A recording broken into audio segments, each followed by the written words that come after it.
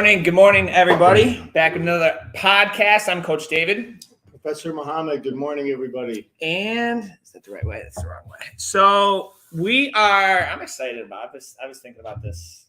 I think about this specific topic a lot. We're talking about investing, but maybe not in the traditional sense like you're thinking. So not only money. When people hear investing, it's like it's rarely money, honestly. Well, it's rarely money. Because you have the opportunity, you invest every day, right? You're investing something every day. Yeah. You're investing your energy, you're investing your time, you're investing your, a big thing for me is how much of my headspace am I giving to something? Yeah. That's a sort of a form of a real estate, if you will. So, how much of that are you giving? So, we're going to dive right into the first question. How do you, I guess this needs a preface. Investing can also mean your continuing education. So when you and I first partnered up, that was sort of my introduction to what we'll call just kind of, it could be masterminds. It could be seminars. It could be, I had really limited exposure to that. And you've been doing continuing education both personally and professionally for 30 years? Mm-hmm. Yeah. So how do you tell us a little bit about how do you continue your education both on the mat for jiu-jitsu and then off the mat as well? Yeah. So I have been I have had continuing education for over 30 years. Do you remember years ago you'd see those infomercials on TV at 2, 3, 4 o'clock in the morning? For the ones I saw were for a Snuggie. A Snuggie, yeah. Yeah. So I remember. I mean, those were the ones I saw. I normally wasn't up, depending on what year it was. I wasn't up that late. Yeah. So just infomercials that want to sell you the newest gadget or stuff that you might see on QVC or something.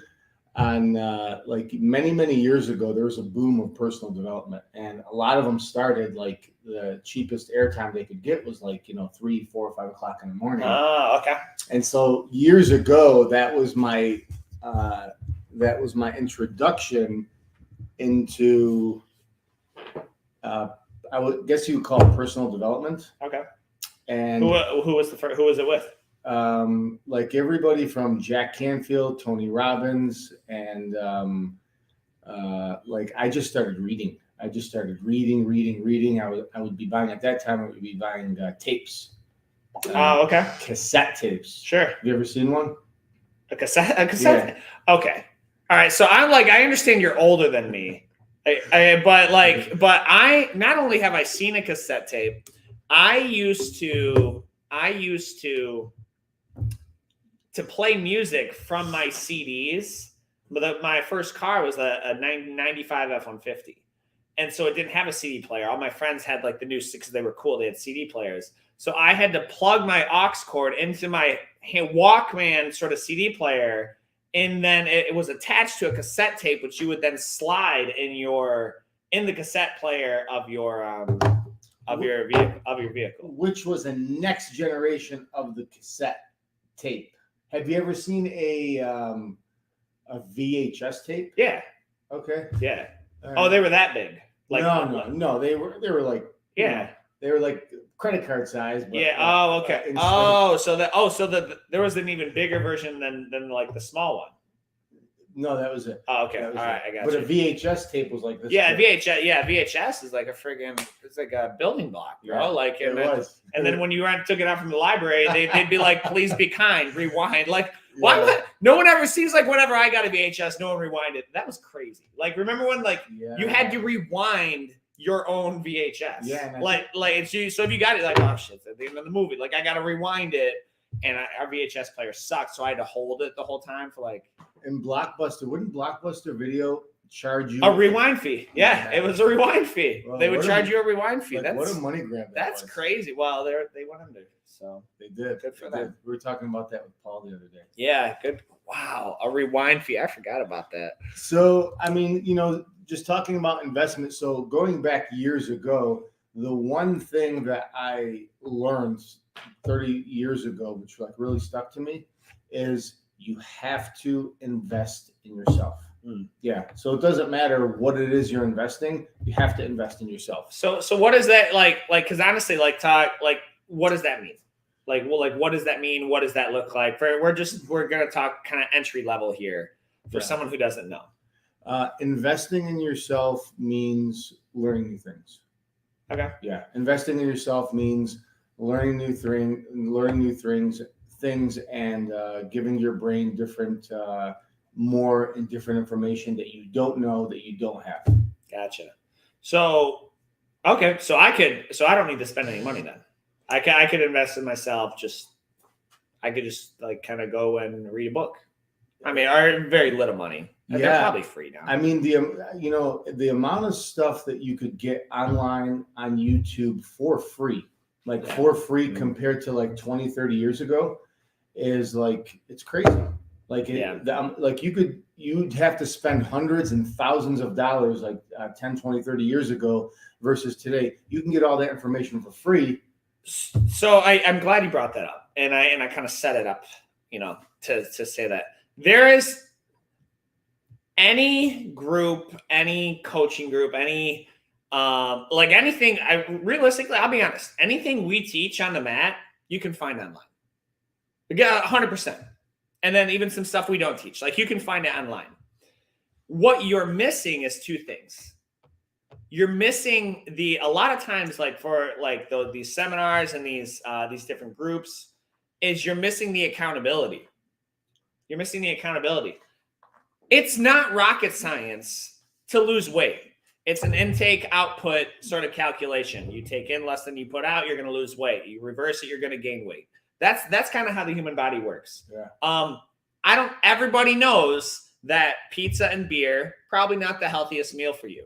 Everyone knows that salad's probably a healthier choice. Yeah. So like, and now it's just like, you don't need to pay someone money to tell you that. But for the accountability to be like, yo, bro, how we doing? Like I had not to get into sort of real personal, but I'm coaching a dude. He's been trying to quit smoking for, I don't know, probably 15 years. And I was like, sweet, every time I see you, I'm going to ask you. Every time. He quit cold turkey. He hasn't smoked in probably like 2 or 3 weeks now. He went from a pack and a half a day. He hasn't smoked now. Wow. And so he's been trying. He's known what he's been trying traditional methods. His wife's been on him for years, but just knowing that this guy's gonna ride my ass, bro, like every single time. Like that's valuable to me. It's one of the most valuable things. Yeah. Like, and that's why that's one reason I really like having a business partner.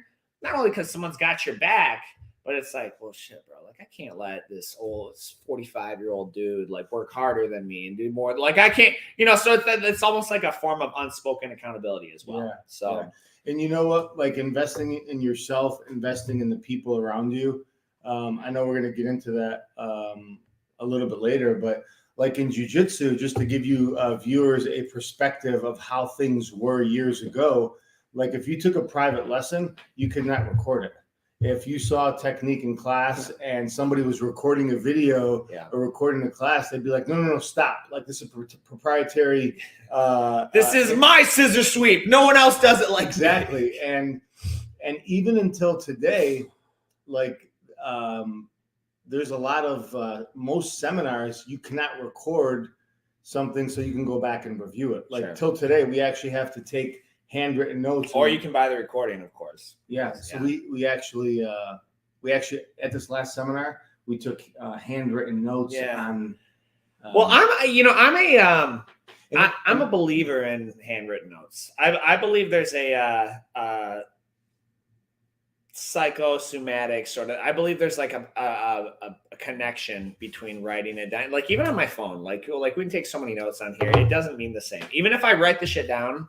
Like, because I have like the nicest pens on earth. No one's allowed to take them. So like, if I write it down and I throw it away, the very act of writing it down in the process made me retain it a little bit better. Yeah. What are your thoughts on that? I agree.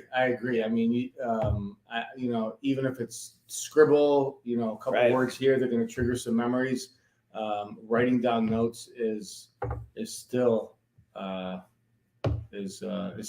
like the best roadmap and memory source for like gathering information. So, okay. So continuing education, that's, we kind of talked about that professionally. So you're a black belt. Yeah. Who teaches you? Well, I'm still learning. Sure. Yeah, of course. I'm still learning. Of course. I mean, I remember at this one tournament that it was actually, I believe it was a Michigan Open that we competed at. I believe I was a purple belt. I don't know if you remember. I'm pretty sure you competed at that one. But I did pretty much all the Michigan Opens. Yeah, like, I just got to share the story. I remember walking around, and I walked by a brown belt, and I just looked up at the brown belt, and my eyes lit up, because back then, you're going back probably 10 years ago, you didn't see that many brown belts. Like purple belts were like, whoa. Brown belts were like, oh my God, you don't see these often. And black was they were like a diamond in the rough. Sure. And so in that tournament, I was competing against somebody, and he ended up on top. And I'm like, okay. I'm waiting for the thunder to come down. I'm waiting for the thunder to come down. And it was at that moment it hit me. And we were training at like 5:00 in the morning at that time. Oh, okay. Yeah. So, to make a long story short, like this guy's on top of me, and I'm waiting for the thunder to come down. And what happened was nothing. What happened? What position was he in? He was in like side control, north-south, and because if we get in that position, like we're trying to murder each other. That's a vicious position. Yeah, that's probably my least favorite And position. just going back to holding each other accountable, like investing in yourself and the people around you. My training partners at that time, and like I said, we were training at 5:00 in the morning. Yeah, they were not nice when they were on top. Yeah, they didn't play, man. They don't like. I've So my competition, like whether it be in the workforce or jiu-jitsu, was much easier than the people that I worked with day to day. And that's how investing in the people and yourself around you should actually be. That's why they're so important, because come game time or work time, it becomes kind of easy. Sure. And so, we do, I've kind of had to, regarding continuing education off the mat, I didn't realize, like you handed out a gray belt last night. Gavin earned his gray belt. We handed out some stripes for people who earned them. And I really miss, like, even when we get our degrees as black belts, it's like, you're like 8 more months, coach. I was like, that annoys me. Like honestly, that bothers me. I was like, oh, like, as long as I keep training, like, I'm going to get this. I kind of liked the mystery of, like, one, I really miss being a student every single day. And when of course I'm learning every day, but like going in and just knowing that the person you're learning from has exponentially more, just multiples of more knowledge and experience than you. And like anything you throw at them, they can answer. Like, that's really valuable. And I think that a lot of that gets lost. That's why, like, when we do train in Texas with Coach Alvarez or Bruno, or even Coach Carl up in Saginaw, like, that's just like a time to, like, man, like, that's super, super valuable now. Like, you don't want to be the biggest fish in the pond. You never want to be. And not to say we don't have hard matches, but like, I think people get in such a hurry to run through those belts, and then it's almost like you hear these movie stars. They're like, oh, they chase fame and they chase the starlight until they get it, and then you're like, oh, I thought it'd be different. Like, I really miss that education. So if I could, I mean, people, for what they pay tuition here, I would pay 5 times that to be able to train every day under someone like Coach Alvarez or under someone like Coach Bruno. I would pay 5 times that of what we charge here. Yeah, and we've sent our staff out to train with these people who are like have a plethora of knowledge and experience, and I think that and that's what I used to tell my staff members at in my GNC and some other projects I was working on, like you start a job and you want to move up and you want to make more money. Right. And the easiest way to not make more money is to try to make more money. Chase the money. Yeah, just chase the money. Absolutely. If you go to work to improve and invest in yourself and what value you can bring to the job, if you go to learn versus to make or to get, if you go to work to make money, you're gonna be limited by a number. But if you go to work to improve, and then you're gonna make so much more money. And I've seen it with the absolute most average person that has not had like many skill sets, not that much experience, but they had one thing in common: they had a hunger to learn.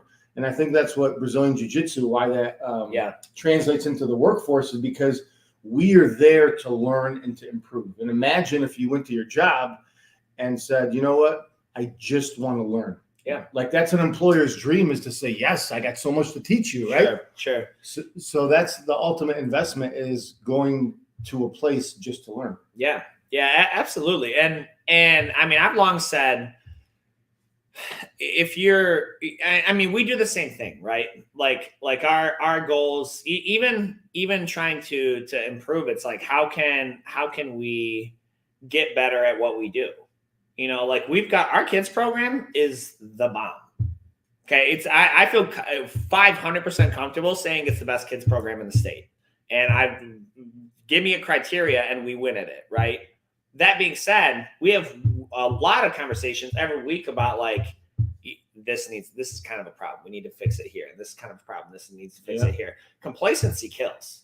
Yeah. And so if you're like, yeah, we're the best in the state, and like that's how you quickly get replaced. That's how Blockbuster, to go back to them, they were the king for a minute until someone else came along, and they weren't willing to pivot. They weren't willing to change or adapt or do any of that.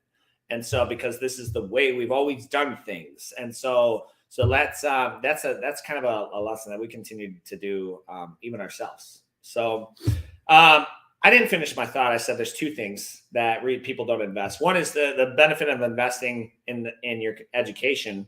Paying for it is the accountability. The second one is investment equals commitment. I don't know about you, but like you gave me when we first partnered up, you gave me a hard drive. I think it was Jay Abraham stuff. And you're like, bro, don't lose. I think I made you a copy and gave it back because I didn't want to lose. You handed it to me. You're like, I paid buka bucks for this. Like so many, I forget how many thousands. And I was like, freaking. You want to know how much of that I've listened to? Like maybe 30 minutes. You want to know why? You didn't pay for it. It didn't cost me $5,000. That's why. You probably listened to all of it multiple times. So when you're invested, it's amazing how. Let me ask you this: how many times have you been taught a lesson in class, in a jiu-jitsu class, and you go and you pay whatever it is, $200 or $300 for a private lesson, depending on who you're taking a lesson with, and they teach you the exact same shit, and you're like, oh, well, I should probably start doing that now. Like, how many times has that happened to you? Yep. Many. So when you're invested, you're committed. Be like, oh, I don't need to do that. Like, listen, there's a quote. I'm guarantee it's going to run through. Like, I've already seen it 6 times on social media. I'm going to read it here later on in the podcast. But you have to look at what the cost is. What's the cost? Like, what's the cost to you? Was it worth that private lesson to never get caught in that same position again? That $200. Like, that's one thing I don't have to worry about. Yeah, I mean, for some people to be like, no, I just want to stay in that position. I don't have that mentality. I know you don't have that mentality. And frankly, if you train jiu-jitsu for more than about 6 months, you probably don't have that mentality either. You don't want to get caught with the same position over and over and over again. So that's the difference. Yeah, and tying that into jiu-jitsu, I was talking to one of our athletes yesterday, and I was talking to him about the guard position, right? Which is, in my opinion, is the foundation of all of jiu-jitsu, the guard. Sure. To get on top, you need the guard. To attack, you need the guard. And I said, look, when somebody's trying to pass your guard, which is basically your legs. If you happen to end up on the floor and you're Right. using your legs, I said, you're not taking that personal. And Yeah. you're not taking that personal. And like when you see matches get heated up and somebody's trying to pass your guard, it's not like you're taking away my identity of what jiu-jitsu really is. And when somebody's taking away who you are and your possible production and output in your job, in your career, you got to go back to the investment that you put in yourself and say, am I investing? And am I studying the investment that I'm supposed to be putting in myself? And in my opinion, you have to take it personal if you're not able to produce at your job, because then your identity is stripped and you have nothing to offer the people around you or yourself. So just to clarify, so you're saying like all of the blood, sweat, and tears they put on the mat to learn a guard game, they weren't taking enough pride and commitment in it, and they were just letting someone pass it flippantly. Unknowingly. Unknowingly. Yes. Okay. All right. Like it wasn't like that explains why you get so aggressive when I try to pass your guard then. Yeah, like so unknowingly they were doing that, and you have to take it personal because you're taking away my ability to do anything. Yeah. Yeah. So I'm sort of a different way of saying the same thing. The second I realized, like that's DEFCON 5. If they're trying to pass your guard, that's actually DEFCON 4. DEFCON 5 is they have passed it. Yeah. The second I realized that, because I used to like not take it seriously. I was like, whatever, they passed my guard, I'll move on it from here. But like I fight for that tooth and nail. Next question is, so what's the best investment you've made? Whether tangible, so we'll do like measurable, like money investment, or intangible. It could be intangible. It could be time or resources, or maybe you spent money, but you didn't get anything tangible. So tangible is something that you can Brad, hold. this is tangible. Yes. My pride is intangible. My peace of mind is intangible. My better sleep pattern is intangible. Yeah. Tangible and intangible. So like a course maybe, or like a book? So it could be, so I'll give you an example, right? So the best investment I've made, first we'll do a non-monetary one, would be the investment in my wife and my marriage, right? Like that takes an immense amount of time, an immense amount of energy, and then you get the kids in there. Like that's just, I look at these single guys, and if a single guy has the audacity a single guy, no wife, no kids, has the audacity to look me in the eye and say, I just don't have time, I want to pimp slap him every single time. Like you have absolutely no idea what you're talking about. Yeah. And so like just that takes a lot of resources. It takes a lot of my time, which is money. It takes a lot of my energy. It takes a lot of my headspace. Yeah. Things that I never thought to be things I'm concerned about now, right? Yeah. So when you get kids involved, and but that's well worth the investment of my time in that because of the again intangible joy and pleasure and just fulfillment and enrichment that sort of gets. So that's an intangible one. A tangible one might be I put $50 into Amazon in 1990. And now I can retire or something, so like that would be a tangible one. So those are two examples. I did not actually put $50 in Amazon in 1990. I would have barely been 1 year old, but it would have been dope. Yeah. I honestly, I think one of the best in this could be tangible or intangible is, this could be a little bit of both, is marriage and children. Yeah. Yeah. Marriage and children. And you're thinking about the future when you get married, and you're thinking about the future when you have children. Yeah. And I'd say one of the best investments that pays off to me every single day is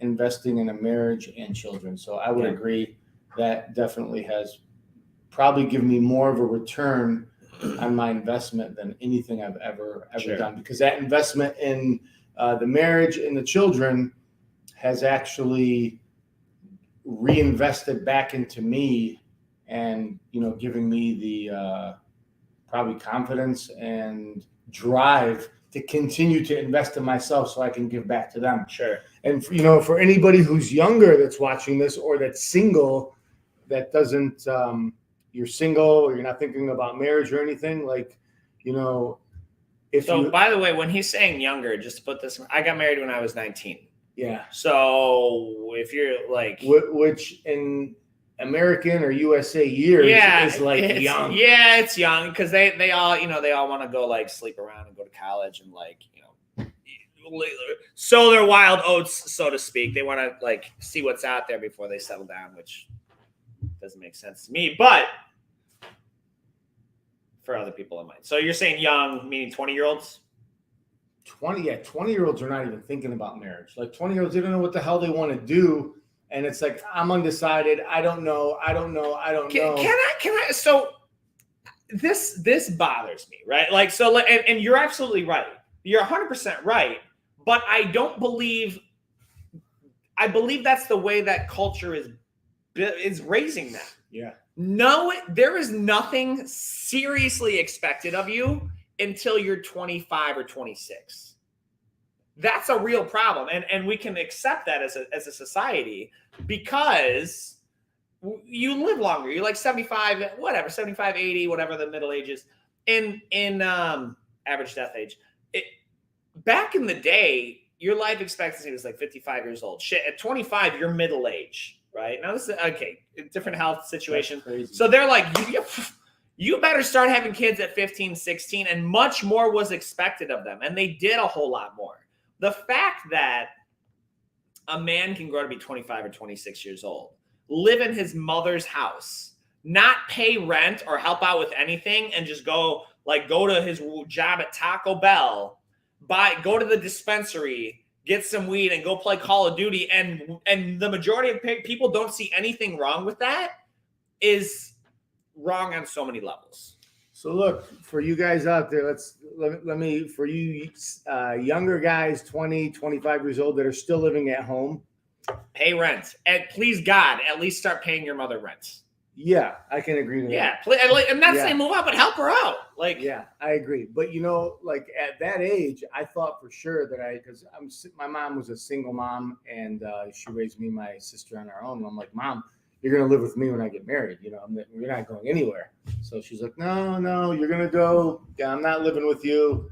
You go do your own thing or whatever. But for people, because you say that a lot, for people who are using the mom's basement to hide away from reality. Yes, that's who he's talking to. But I think, in my opinion, like if I could still have my mom with me or near me or in the same house as she gets older, I would love to do that. I mean, your mother-in-law. My mother-in-law. So your dynamic with your mother, I don't think everyone fully understands the dynamic with your mother. You are deeply protective of your mother, rightfully so. And correct me if I'm wrong, when you were living with her, you weren't the boy I just described. Actually, you were almost like the man of the house, right? Like you were living in her house, but like you had responsibilities. You looked after her, like you did like all this shit. Like I'm sure you shoveled snow, mowed grass, handled like you were a responsible, contributing member to that household. Yeah, I actually would when I would go out to work. I just love the thrill of working. So I would go out to work. I'd come home and just throw my mom the money. I would give her all the money, and she's like, I don't want your money or whatever. That's not the boy I just described. Like that's not the boy I described. But yeah, like I think keeping family together, because family likes to see family succeed. Family likes to invest in each other. Family likes to see each other, successful. And I think that's kind of where we're at. Like in a house that everybody's supporting what everybody's doing. Sure. There's major buy-in and investing in each other. Yeah, if you're, we kind of got a little off topic, but that is one, because in the Arabic community, you guys stick.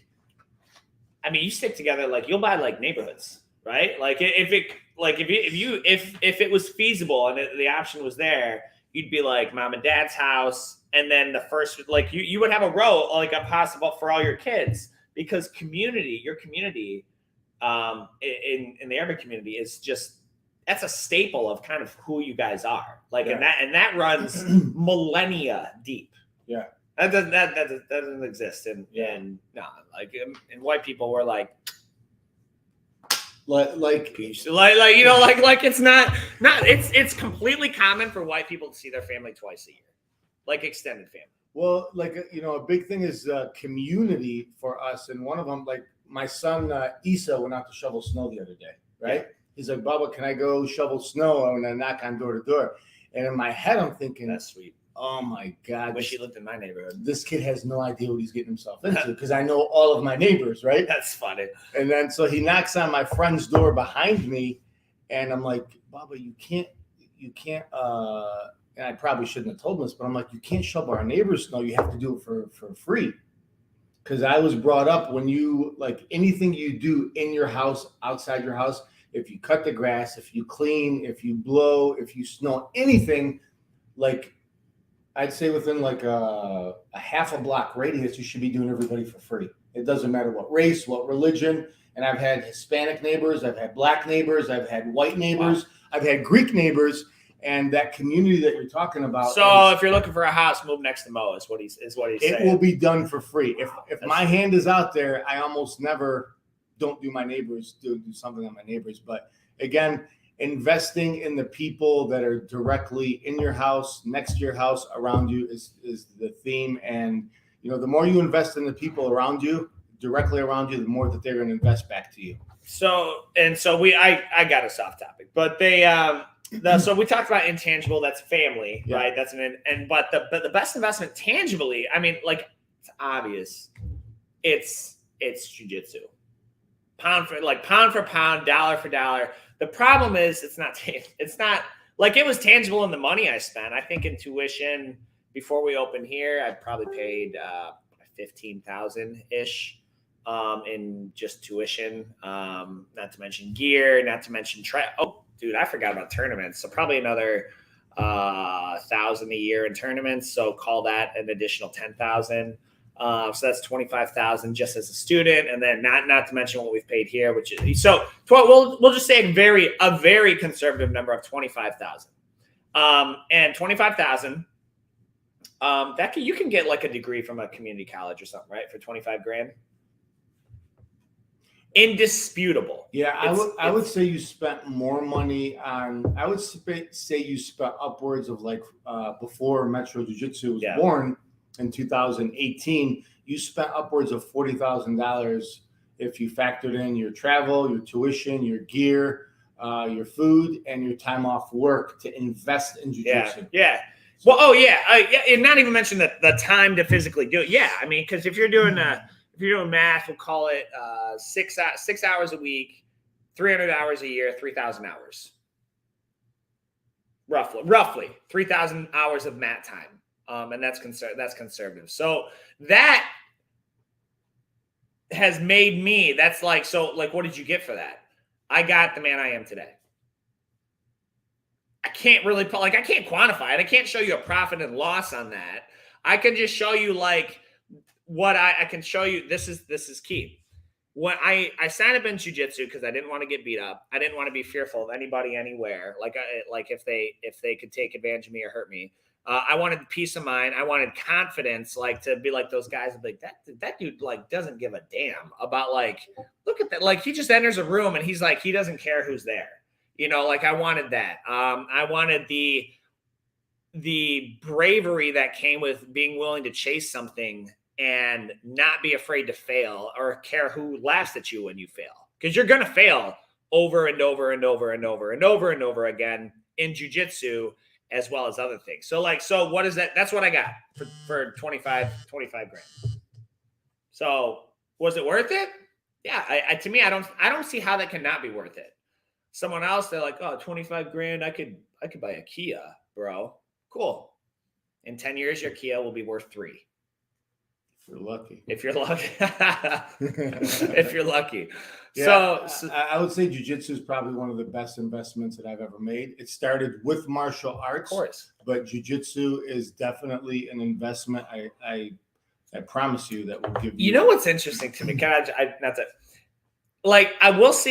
We'll see. I've seen both sides of this, and we see parents, right? And we have a lot of really, really cool parents and families here that they see their kids start training, and then the adult starts training too, and they get into it, and that's awesome. But then we've also seen the parents who like, oh, my kids, I'm gonna start doing it too, and then 3 weeks later, they're like, yeah, man, not as easy. Some shit. Like I gotta take a break. Like you've been doing this for 3 weeks. Your 7-year-old's been doing this for a year. And you're like, man, I just wanted to be more aggressive, and you couldn't last a month, bro. Like, you know what I mean? Like that's like I feel like that really puts it in perspective. Next question. I'm gonna preface this here. Every single person invests. Every person in America, every person on the planet invests. Say, well, I don't invest. I don't have a stock fund. I don't have any of that stuff. Well, what do you mean I invest? You invest in something. You invest in energy drinks. You invest in your daily fix of coffee. Coffee, bro. I'm not going to get off topic, but coffee is now store-bought coffee is one of the most overpriced items there is. Mainly because they mess it up. You invest in coffee. You invest in your lunch that you eat out. You invest in your Friday night dinners. You invest in your vehicle. You invest in the fact that I graduated high school in 2007. Okay, I entered the adult world in 2008. People bought houses for 50 grand. The fact that I'm now seeing people buy new vehicles for 60,000 plus or 45,000 plus, which those depreciate fast and sharp.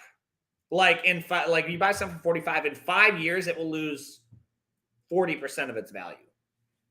That's a poor investment. Like if you're just like, let me just buy this and hold this. Now, if you use that F-250 to go and do a bunch of construction jobs, then that's, I'm sure you made money on that. But the point is everybody invests in something. Then you just don't realize it. You're like, oh, I want to enjoy my life. I want to have this. I want to have that. I want to have this. I want to have that. Awesome. There's an opportunity cost. So what would you say to people like somebody who they don't realize, maybe they want to invest in continuing education. I hear this all the time, bro. Someone they'll come into me. Homegirl's got her like Mary Kay purse. She's got the new Shinola watch and a new iPhone. And they're like, ooh, yeah, I was thinking jiu-jitsu would be like $50 a month. I was like, yeah, your data plan costs $75. So what you're telling me, so many words is what you're telling me is your internet and your Mary Kay and your watch are worth more than your kids or your investment in jiu-jitsu. That's fine. Like, that's fine. Just say those words because they're not saying that. They're saying you're overpriced. They're saying, oh, I thought it'd be more. They're saying, essentially, I don't know what the market is for jiu-jitsu. That's what they're saying. So what are your thoughts on that? My thoughts are, if you look around at your job, if you look around at your gym, if you look around when you leave the house and you go somewhere, everybody that's a step above you is making some type of investment more than you are in themselves. So if somebody's, has that's a good point. Just say a higher rank than you, or somebody has making more money than you, or not always driving a car, because like you said, you could live off your life payment could be your car payment. But in my opinion, usually somebody who's a little bit more established has invested more in their education or their career than you have. And the jiu-jitsu rank belt system, they've invested more time, and that's why they're at where you're at today. If they've invested more time in the tournaments, in the seminars, in going to classes than you have, and that investment of time always is going to translate into more success in usually the personal or professional field. So they've just invested more than you. So can we get real mundane with this? Oh boy, here we go. Mundane. Let's talk money. Because money is one of those things you're not allowed to talk about, right? Okay. Because if you talk about money all the time, then apparently you're greedy and you support big corporations and like you just want America to fail, I guess. But if you don't have money, then it's the system trying to screw you over. Yeah. So, and I like that I have a minority at the table with me because then I can't be accused of having white privilege. So they're this. I got you back. Well, yeah. What do you say to someone like, I want to train jiu-jitsu? Yeah. I can't afford it. Yeah. Like they come in here. I mean, it's an investment. Like it's not PKSA karate, because PKSA karate is dance class. And I say that respectfully. Like, will your kid get some team camaraderie out of it? Probably. Will they get like is it a group activity? Yeah. But let's not pretend it's a self-defense martial art. So, and then you have to compare like what your kid's actually getting. You feel comfortable. I just can't afford it. So what do they do? What's your advice to someone like right now? Like, what's your advice? Because I have 13 highly qualified, some of the best coaches in the state teaching your kid. Unless you want me to go up to one of them and say, hey, Mrs. Smith says you need a pay cut because you're not worth it, which I'm not going to do because they are. What do you tell Mrs. Smith, Mr. Smith, Mr. and Mrs. Smith? I can't afford it. I can't afford it. Like honestly, like go ahead. I know my answer. Just wait. Well, give me your answer first. My answer is like, cool. Let's pull out your budget. Yeah. What's a budget? Oh, you don't have a budget because you don't actually know where your money's going. Oh, so how can you justify, like, how much have you spent on coffee this month? You can't give me a total. What's your coffee budget? Your coffee budget's whatever you feel like spending that month. I mean, some days you'll get an Egg McMuffin, other days you don't. Like, so you can't tell me. The majority of Americans, they don't know where their money's going. They don't. Yeah. Like, they don't know. So, like, and so I'd be like, all right, let's figure out, okay, cool. Do you have cable? Cool. That saves you $90 a month. If you have a deal. Like, what do you pay for internet cable? We don't have cable. We have like Wi-Fi. We just stream. Okay. So what's the same? We did the same because cable. I don't like commercials. What's your internet? Like, I feel like we pay $120. Yeah, it's about that. Under 100. Okay. So under 100. So, okay. What's your internet? I'm not saying to cut that off. What do you drive? Because this same person who says who can't afford it has a brand new lease. Like, oh, well, I can't. Like, so you're paying $300-400 a month for your lease. You could buy a 3 or 4. My truck cost me $2,700, bro. Or excuse me, $3,700. It gets me to where I need to go. It's ugly, like it's rusted out, but like, so now it's the opportunity cost, because if I needed to, like, I wanted to be able to afford things that would generate a return. Vehicles, and I've owned some nice ass vehicles. Like, you're not talking to the guy who's like all against vehicles. I've owned some nice ass ones to know, like, they don't generate a return. I don't understand what it's like to say, like, it's just too much. Chances are you don't. And my personal favorite, let's go home and look at my finances. You don't look at those? Like, what do you mean look at those? Like, let me go see what's in the attic. Like, like you haven't been there in 6 months? Like, you can't tell me what your monthly overhead is and how much surplus or that's how I know. Is that like, let me look at my finances. What do you mean? Like, what do you mean look at, like, you don't look at them every week? Like, Amanda and I, like, shoot, we're on that like every week. Like, so what are your thoughts? I mean, I know maybe you'll balance me out here.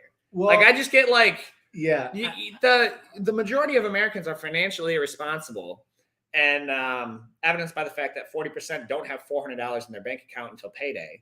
And so like, and you have the audacity to say that a program is overpriced simply because so that they can pay their team livable wages. Yeah. So, like, for all of you viewers, David and I, I've been there before. So have I. Like, it's not like I wasn't born into a trust fund. Like, you're talking to a guy. Yeah. Like, I've been there. I've been 60 grand in debt, 70 grand in debt. So continue. Yeah. And you worked your way out of it. And I worked my way out of it. Yeah. Yeah, absolutely. With probably a low paying job. With a fair paying job.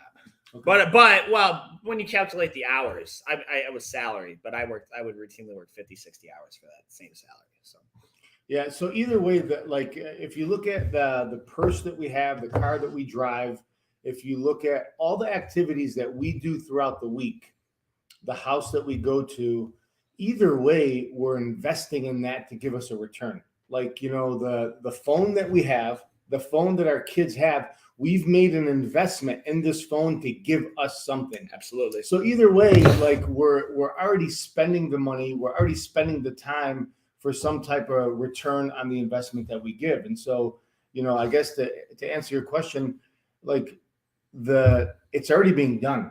And if you're not getting the return on the time that you spend on your phone, the return on the time that you spend in, your extracurricular activities, use the gym, for example. If you're not getting the return on the investment that you pay for $10 a month, then you need to. I'm gonna pull up this. Well, that's a reinvest. Yeah, go ahead. It's a great segue into this. So this is if you're at all in the fitness realm, you're gonna see this, right? And so this came up. Where is it? Okay, I'm gonna read this out loud. It says, this is streaming. I didn't post this. This was off of Reddit, ironically. This is a consumer. It says, I go to, and I'm going to guess this is a fitness gym. I go to a gym that I like a lot. I have a great coach and have lost a lot of weight. I'm in the best shape of my life. The gym costs me $250 a month. It's expensive. Pause. Expensive, by the way, is always a relative term. If you're in the best shape of your life, and you believe that what you're getting is more than what you're paying, then it's not expensive. It's fairly priced. $7 coffees are expensive. A friend of mine makes fun of me for this, and he has told me many times that I'm overpaying. He goes to Planet Fitness and pays $10 a month. With that said, he rarely goes, and when he does, he half-asses it. He is overweight. I was considering finding a cheaper gym. Pause. I don't like this because he's only looking to find a cheaper gym. He's already said he likes his coach. It's because this overweight tool who says that he's paying too much isn't getting the same results. So he should just stick by his guns. But let's finish. I started going through my expenses for the month and was on a call with my financial advisor and brought this up to him. He proceeded to give me some of the best behavioral financial advice I've ever received. Write this down, get it tattooed, put it on a canvas, wherever. Your friend can't believe you pay $250 a month to be in great shape. I can't believe your friend is willing to stay fat for $240 a month. End quote. Genius. If you're debating on an expense, inverse the cost and the benefit. Am I willing to pay $250 a month in order to be in shape? Becomes, am I willing to be out of shape in exchange for being paid $250 a month? Yeah, $250 a month. Mic drop. To be in great shape, or $10 a month to feel like shit. Yeah, or not be happy with the time investment that you're giving to that gym. That goes down because people spend this shit regardless. Like Coachella, they're not even running it right now. Coachella is egregious. A trip to Cancun, you're spending this money anyway. That's the thing. You're spending the money anyway. And so that, by the way, that mindset is how I spend money. That's how I spend money. Is what I'm going to pay worth what it's getting me? So I feel this is coming from a guy who push mode 3.5 acres as a kid for several summers. I changed my dad. We had like 4 or 5 vehicles. My dad did for his businesses. We changed all the oil by hand ourselves. We shoveled the long ass driveway, shoveled the driveway. So I did all that. And now I pay for all those things to be done. And so you can be like, oh, well, you're just, you don't like work. No. It's not a matter of that. It's that I could get paid more. Because if I were to do my own grass, my own snow, my own this, my own that, a few things would happen. Now my valuable summertime with my family is spent push mowing my grass. My opportunity cost, my family time when I get to spend it is roughly on the low end $1,000 per hour. If I've got plans with my family and they're pre-booked and let's say, hey, I need you to come in and do this. I'd better clear with Amanda, make sure she's cool with it. because I don't want to go back on my commitment with her. But 2, I better be making at least $1,000 an hour because that's what you're costing me. I can never get that time back with my family. And then secondly, you're dealing with like, I like to cut, like if I push mow my grass, I think it costs me $40 to have someone do my grass, weed whip, the whole 9 yards. They do a great job. And it takes a crew of 4 an hour. It would take me 3 hours. So for $15 an hour, if I'm going to work, I mean, if I do my job right, I can find a way to make more than $15 an hour by adding more value to our members or making money another way. That's an opportunity cost. And that whole inverse it.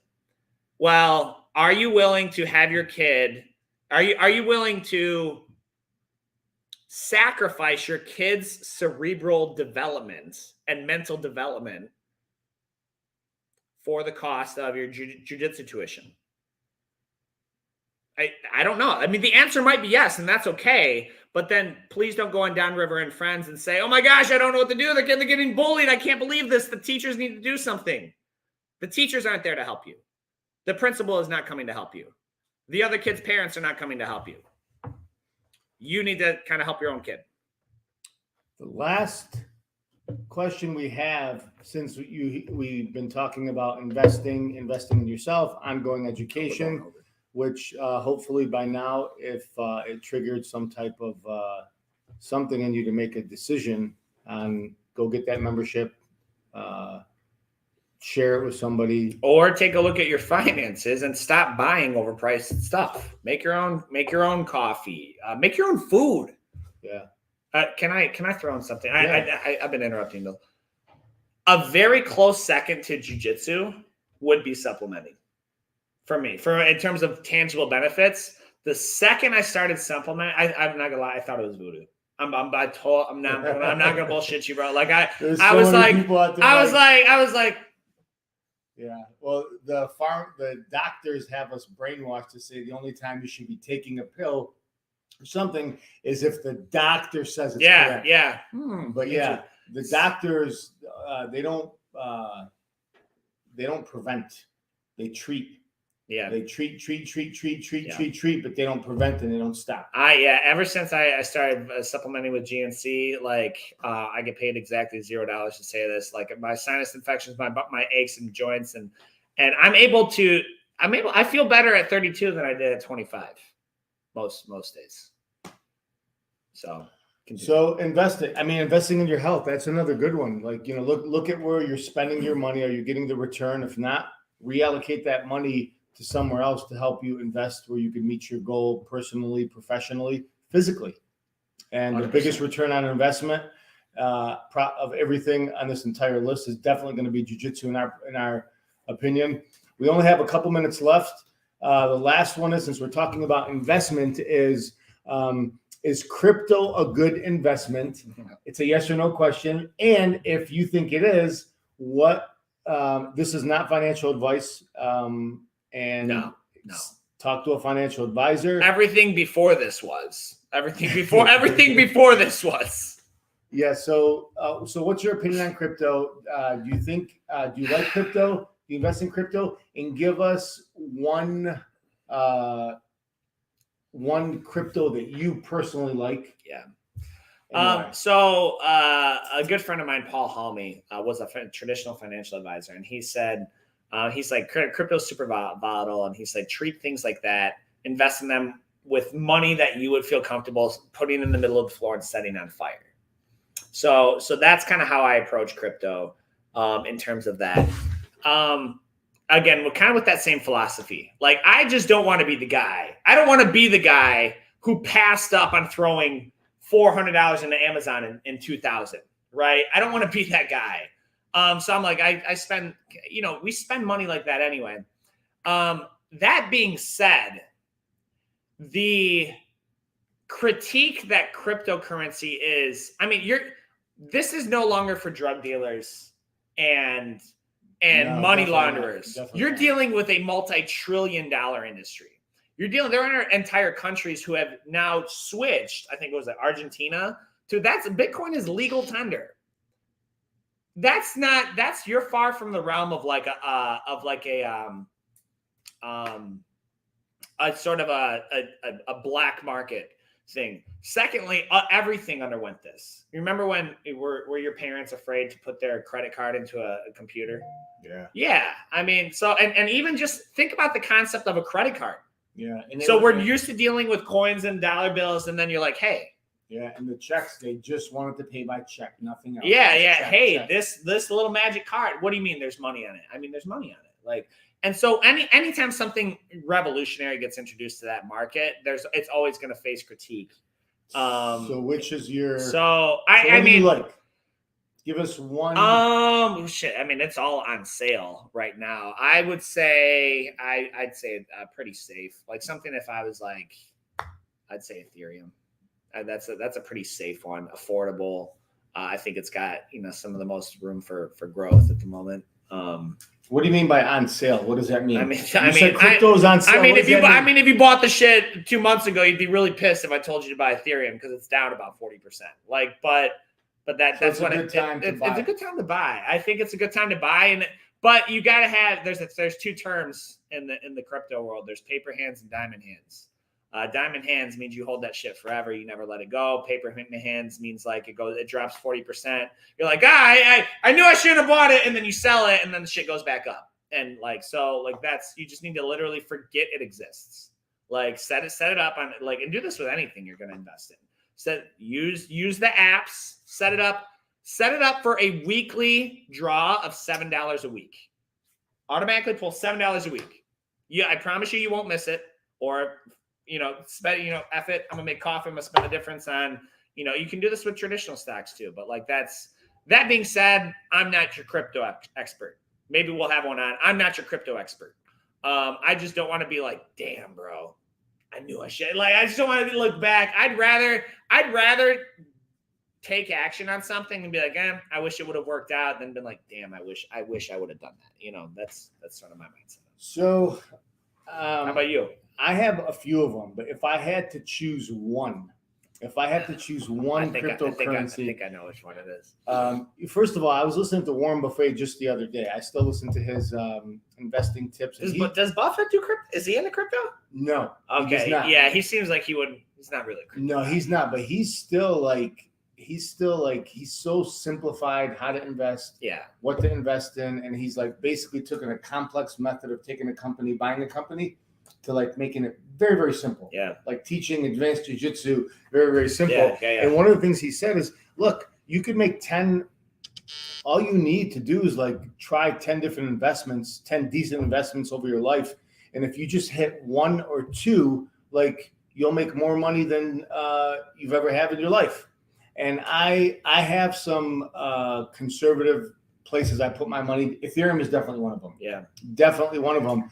But in terms of conservative crypto, that's a conservative crypto in general. I mean, let's call it space. Crypto in general is high risk compared to freaking Amazon or I'm not going to use Ford, but compared to stocks. Yeah. It's classified as high risk. Yeah. So you got investment companies, hedge funds. Yeah. There's institutional money. So many.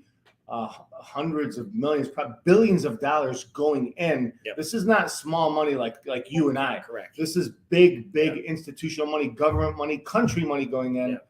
So I don't look at crypto as much like an Ethereum type one as a gamble.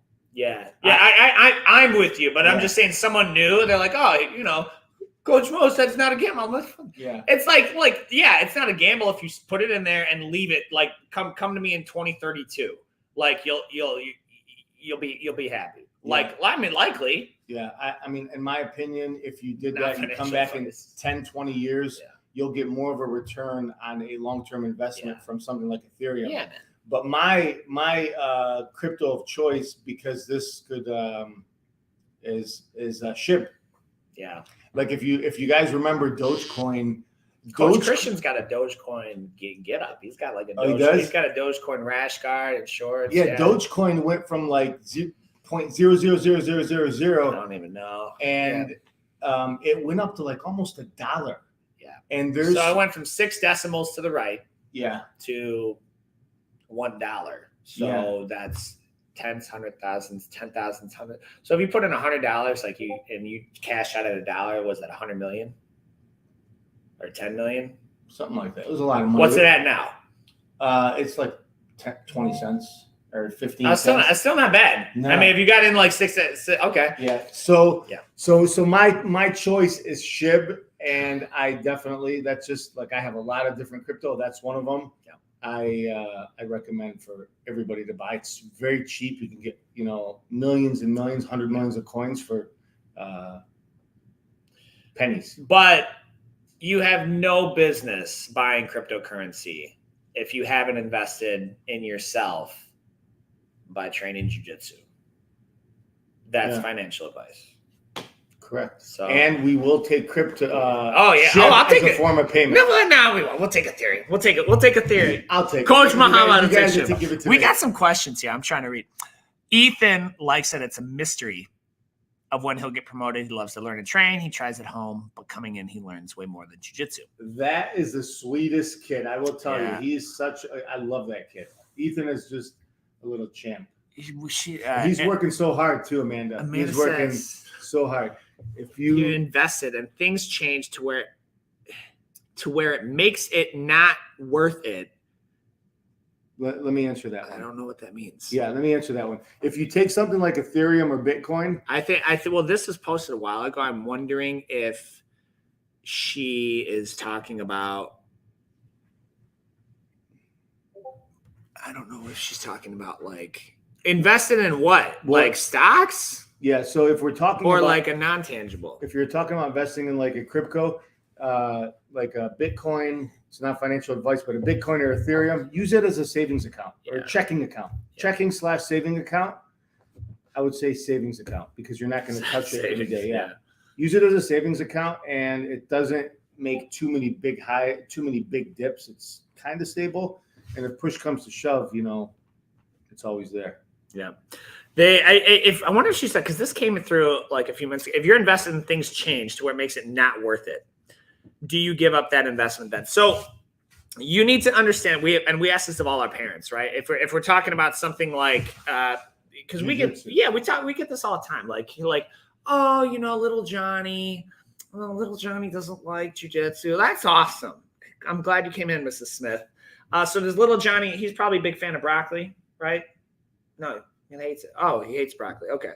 So he hates broccoli. He's probably a big fan of he's probably a big fan of going to school then too, right? He may or may not. Okay. Yeah, I know he doesn't like going to school. How about going to bed early? Does he like getting sleep? No. Okay. All right. So, Mrs. Smith, do I need to remind you that you're the parent? I am the parent. You are the parent, right? So part of if he doesn't like it or things change, you need to have a way of measuring success. And you're dealing with, we only do, in case it hasn't been very clear, we only do 12-month programs, like 12 months at a time. If you're like, yo, my kid's off soccer and he starts football in 6 weeks, I'm looking for 6 weeks, please don't call me.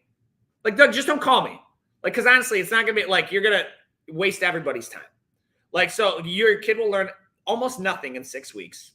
And so they won't get anything out of it. But now if we're looking at 12 months, and we've given a fair shot, 12 months in the jiu-jitsu realm is a snap of a finger. Yeah, it's a snap of a finger. And so at 12 months, now you can begin to have the conversation of, this is something that I think is going to help him in his life down the road.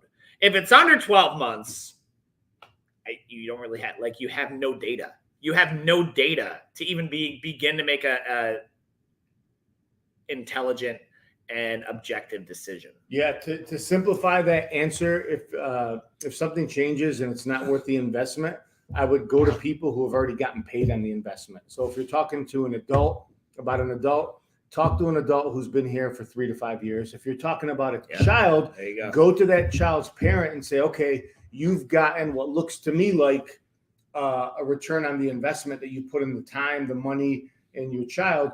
Go talk to that parent who's wearing a gray belt or more and say, okay, it doesn't seem like it's worth it to me. Can you explain to me why you continue to stay and why it's worth it for you? What return on your investment have you got? 100%. I don't know. That's kind of a vague question. I don't know if that helps. Answers it or not. She says, yeah, that's what I meant, Coach Muhammad. Sorry. Cool. Cool. All right. So, guys, we're going to go ahead and sign off. Just a reminder, we have 4 spots left in our Little Pandas program. That's our 3 and 4-year-olds before we start that. So if you want to save their spot, that is, you want to talk about a cheap investment, $99 a month. I feel like you can't do anything for $99 a month. So that's not going to last. Yeah, so $99 a month is the pre-reg price. They get a free rash guard with that. That's their uniform for training. That's 2 days a week. If you're 3 and 4-year-old, if you want to like start to get them school ready or even ready for like the full-fledged jiu-jitsu program, go ahead and give us a call at that number. Also, if you're on this YouTube, please subscribe to us on YouTube. Like if we've ever provided any type of value to you, subscribe there. Like our Facebook, and then and go ahead and comment us. Comment. It really helps us out. As always, guys, we will see you on the mats.